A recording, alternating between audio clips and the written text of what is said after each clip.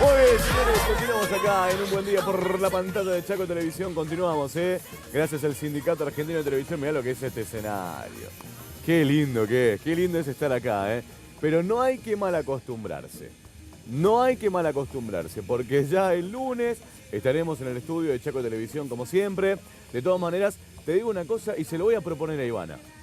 Se lo voy a proponer a mi compañera. Esto del aire libre me está gustando. Por ende, tenemos una terraza hermosa nosotros en Chaco Televisión. Una vez a la semana debemos hacer el programa en la terraza. Para mí. Lo hablamos en equipo, se lo propongo a Ibu, hablamos con Franco, que es el jefe de Chaco TV, y vemos si podemos hacer por lo menos una vez a la semana, afuera, en la terraza, con asado. Con asado. Para mí con asado. Bueno, vamos a continuar nosotros aquí con otra de las entrevistas que ya es típica en este programa. Vamos a hablar un poco de historia. Esto hizo mucha historia, esto tiene historia, lo que está aquí detrás nuestro, tiene que ver con la Bienal de Esculturas. Bueno, forman parte de la historia de la provincia del Chaco sin lugar a dudas, pero hay otras más. Hace muy poco tiempo recordábamos la masacre de Napalpí, 92 años de aquel acontecimiento, así que bueno, ¿quién mejor para contarnos acerca de todo esto que el profesor Eduardo Barreto, que está aquí con nosotros? Eduardo, ¿cómo te va? Buen día, ¿cómo estás? Hola Ariel, muy buenos días para todos y quiero decirles que lo que está enfrente nuestro también tiene historia. También, claro. El Río Negro, lugar de tantos encuentros bélicos entre los pueblos originarios que querían defender esta tierra para que no venga ningún blanco a molestarlos, pero también tierra de llegada de inmigrantes que vinieron a aumentar la diversidad cultural que existía en el año 1880 aproximadamente, cuando se estaba construyendo el Estado-Nación. Y bueno, se quería realizar lo que las clases dominantes argentinas llamaban un crisol de razas, hecho que era prácticamente condenado por la mayoría de los sectores que estaban castigados, torturados, perseguidos, en un genocidio que no tuvo destino en nuestro país. Y bueno, crisol de raza sonaba como... Claro. Pero de todas formas, comenzó un periodo en el cual hubo, digamos, la idea de homogeneizar lo que había, todos el mismo molde, pero había ambigüedades, había disparidades, había diversidad cultural.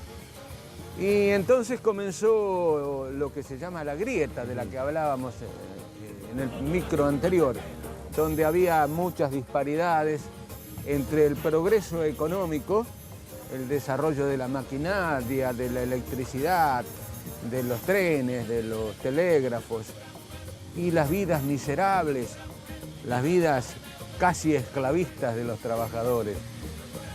Sobre todo en el ingenio Las Palmas, sí, y sobre todo en esta gran empresa multinacional que se llamó La Forestal.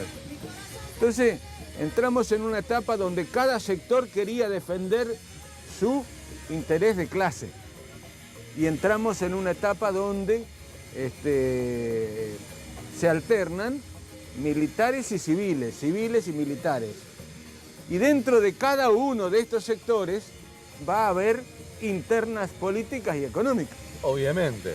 1930, 1943, 1955, 1962, 1966, 1976. ¿Cuántos golpes tuvimos? 6. ¿Cuántos años de dictadura tuvimos en el siglo XIX? 25 años de dictadura. En el siglo XX, perdón. 25 años de dictadura. O sea, un cuarto de siglo lo pasamos entre dictaduras. Pero aparte de eso, es que se renovaban la oficialidad para ir a estudiar lo que después venían a aplicar en los golpes militares.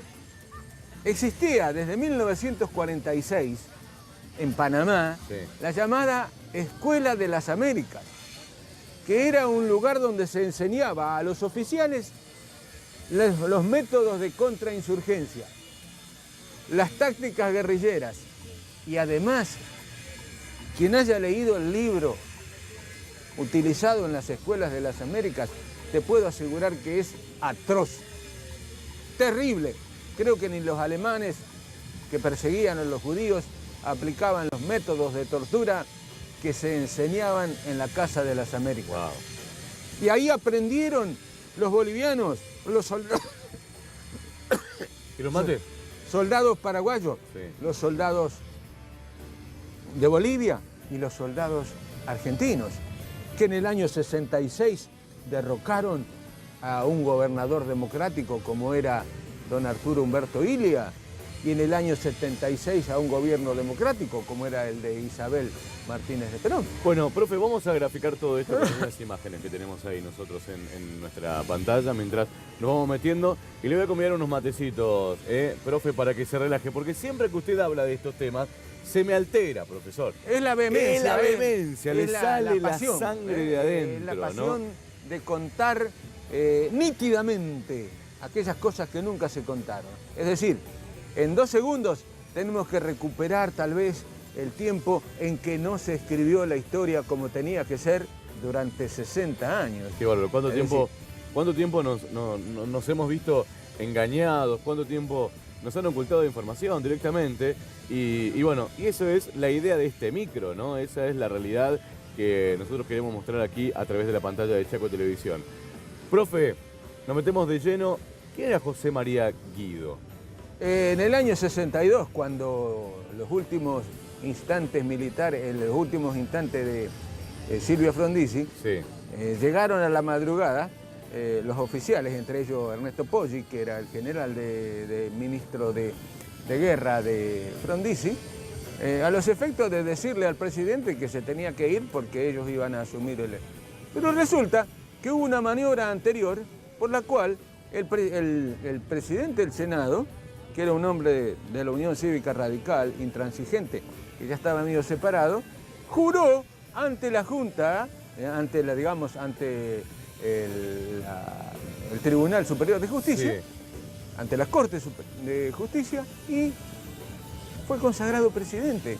Y cuando llegaron los militares, no sabían. Entonces, O sea, hubo un momento en la historia donde hubo 2 presidentes en la República Argentina. No, Porque si uno juró y el otro todavía no lo habían echado, por horas tuvimos 2, si querés. Es decir, la idea era que se fuera renunciado. Pero las palabras famosas de Frondizi dijeron: no renunciaré, no me suicidaré y no me iré a Martín García. Por lo tanto, si él no quería hacer eso, lo sacaron de las pestañas. Directamente lo cargaron en un auto, la gente lo saludaba y él se fue directamente a Martín García, donde estuvo 2 años y medio preso, ¿no? Y para cerrar, mientras tanto, de todo esto, acá en el Chaco, ¿qué pasaba? Acá en el Chaco, el gobierno de Anselmo Zoilo Duca tuvo que estar sujeto a los vaivenes de la política nacional. Es decir, los planes de integración y desarrollo, muy loables, que tenía de desarrollar los caminos, diversificar la actividad agropecuaria, desarrollar agriculturas como la de la soja, porque el algodón estaba en decadencia, no podía hacerlo porque cuando iba a Buenos Aires a negociar algunos convenios, resulta que allá había alguna asonada militar. Los militares estaban en la calle o a punto de salir de los cuarteles. No te olvides que Frondizi tuvo que soportar 38 asonadas militares y prácticamente no se puede gobernar en ese marco, ¿no? No, para Por lo nada. tanto, lo que viene después es otro golpe militar con Ilia como gobernante y la lucha armada y luego los gobiernos neoliberales y finalmente la dictadura militar. Por lo tanto, tenemos años de inestabilidad económica y política que son lo que estamos sufriendo hoy, porque aquellos señores que se creían los dueños de la patria Sí. fueron inculcando y aplicando las recetas que le estaba dando el Fondo Monetario Internacional. Profesor, como siempre, un gusto. Hablamos de eso la semana que viene, ¿le parece? Totalmente, Perfecto. estamos para eso. Gracias, buenos días.